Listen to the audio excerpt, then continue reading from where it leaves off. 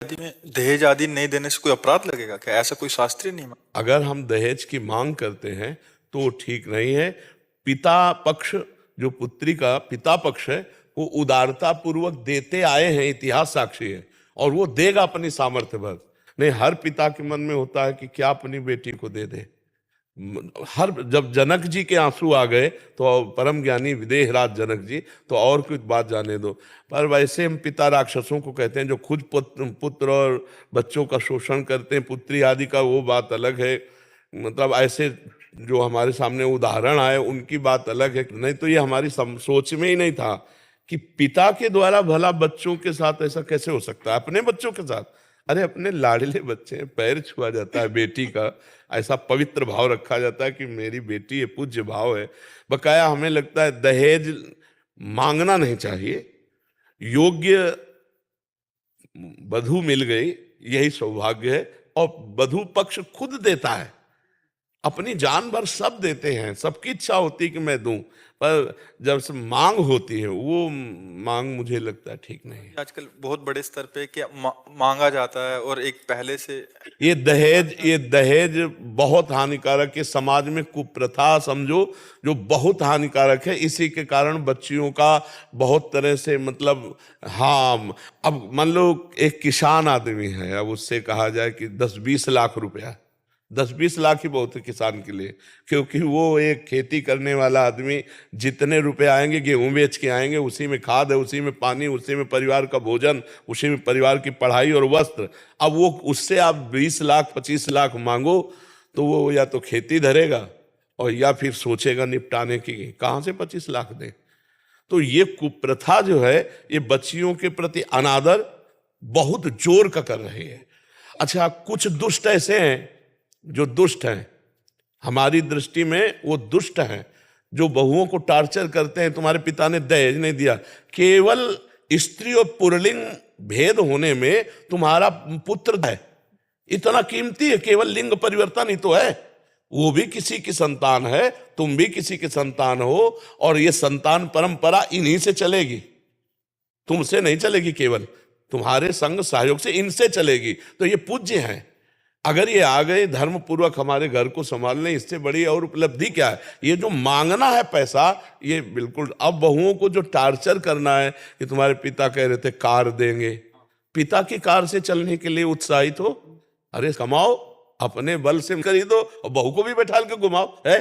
बेटे के बल से लेना चाहो तो ये तो बहुत है हानि की बात। उसने बेटी दी है, वो अपना सब कुछ देने के लिए तैयार ही है, जो कुछ पुण्य पुण्य है वो देते हैं, गरीब से गरीब आदमी देते हैं। हमने देखा है गांव के, वो कर्जा लेके करते हैं, कर्जा ले करके बर्तन भाड़े वस्तु देते हैं। अब उनसे कहो तुम कार दो, जिंदगी में साइकिल नहीं खरीद पाए, ब्याह में चल गया। हाँ, बहुत से परिवार ऐसे भी सामने आ रहे हैं महाराज जी, जो एकदम मना कर रहे हैं कि नहीं, हमें आपकी बेटी मिल गई। बहुत धन्यवाद, बहुत धन्यवाद। और हम कह रहे हैं कि भगवान उनका मंगल करेंगे, ये हम कह रहे हैं। रुपए से मंगल नहीं होता।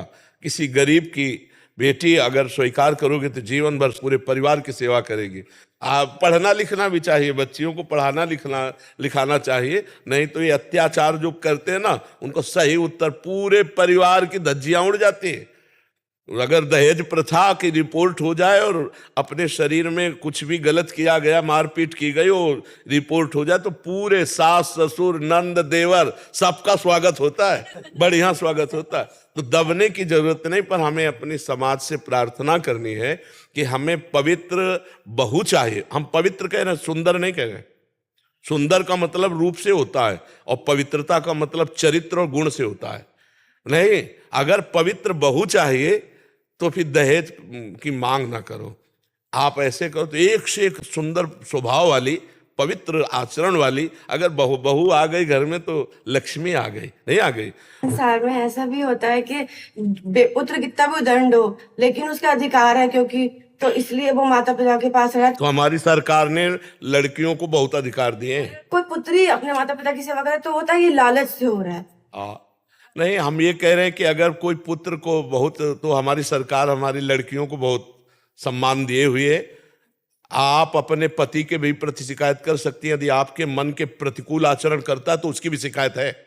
तो अब मतलब हमें लगता है कि अब दबने की जरूरत नहीं है, पर हमें प्रार्थना है पुत्र पक्ष से कि मांगो मती।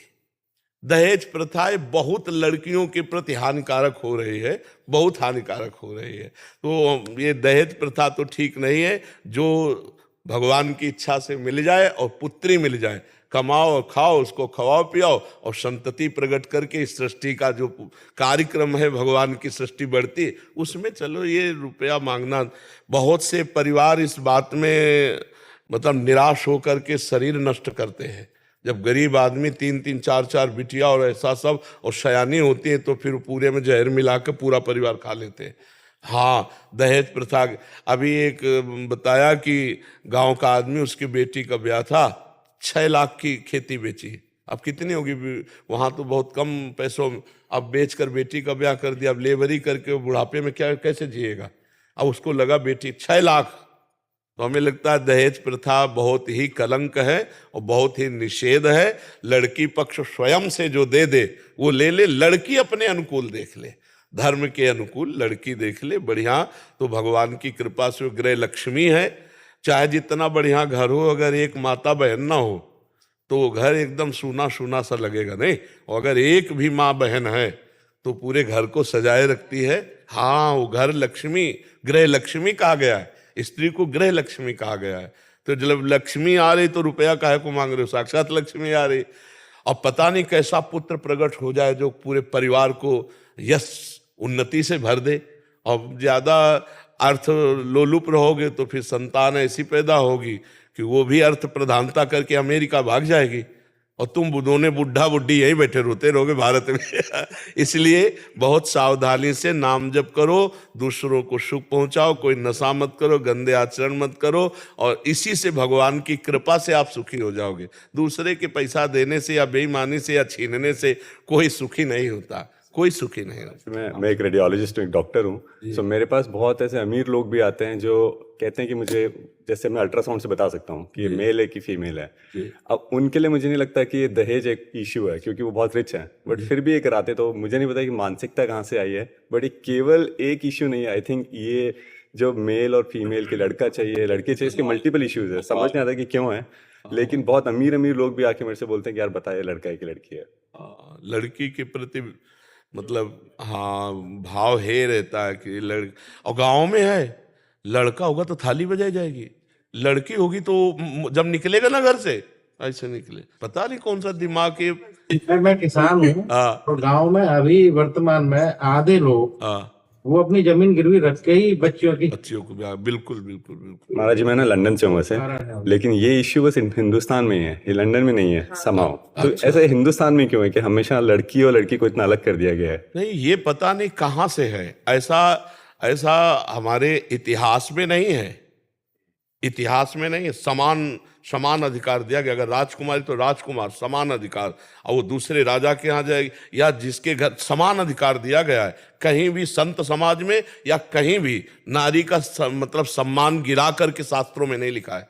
और भगवान स्वयं, स्त्री हो या पुरुष, जो मेरा भजन करता मुझे प्राप्त होता। पुरुष नपुंसक नारीवा जीव चराचर कोय, सर्व भाव भज कपट तज मोहि परम प्रिय सोय। हमारे भारत में तो ऐसा नहीं कि स्त्री को ही नीचा, एक से एक वीरांगना, एक से एक साध्वी, एक से एक हमारे देश में पूजी गई है। पर ये पता नहीं कुरीति कब से कहाँ से किसके दिमाग में बैठी हुई है कि बेटियों को लघु भाव और पुत्रों में श्रेष्ठ भाव। ऐसा नहीं है, ऐसा कहीं इतिहास में नहीं पढ़ा। ये हमारी कुरीतियां हैं, कुछ ऐसी कुरीतियां फैली हुई हैं जिनका शास्त्र से कोई मतलब नहीं है, गांव समाज की हैं, वो बनाई हुई कुरीतियां फैली हुई हैं। बकाया ऐसा नहीं, पुत्री और पुत्र दोनों समान, दोनों में परमात्मा अंश समान, दोनों हमारे भारत के अधिकार में समान। अब तो शायद संपत्ति का भी समान अधिकार बच्चियों को प्राप्त हो गया है। पहले तो नहीं था, पर अब तो समान अधिकार प्राप्त हो गया और बहुत अच्छा है। इससे ये भावना कटेगी, इससे भावना कटेगी। तो अभी ऐसे बोला जाता है कि तुम लेडीज हो तो लेडीज ही रहोगे, हम जेंट्स हैं तो हम जेंट्स हैं। नहीं तो क्या जेंट्स क्या?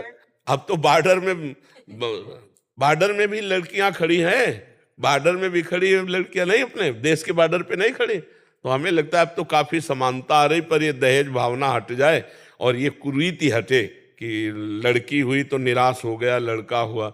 हम कह रहे जब राष्ट्रपति है, बहुत से ऊंचे ऊंचे पदों, अर्थ विभाग के, फाइनेंस मिनिस्टर भी वही है। हाँ, अर्थ विभाग की निर्मला सीतारमण। हाँ हाँ, तो ऐसे ऐसे ऐसे सोच हटाओ।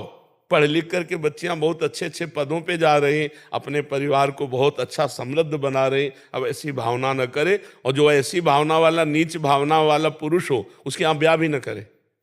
जो ऐसे दहेज के लोभी जन हो, ऐसे यहाँ ब्याह न करे। अगर वो ऐसा दिखाई दे, क्योंकि वो जीवन भर टॉर्चर ही करते रहेंगे। तो हमें लगता है कि ज्यादा ये भी ना सोचे कि बहुत अरबपति लड़का हो, ऐसा भी। प्यारे भक्तों, महाराज जी की ऐसी वीडियोस के लिए चैनल को सब्सक्राइब जरूर करें।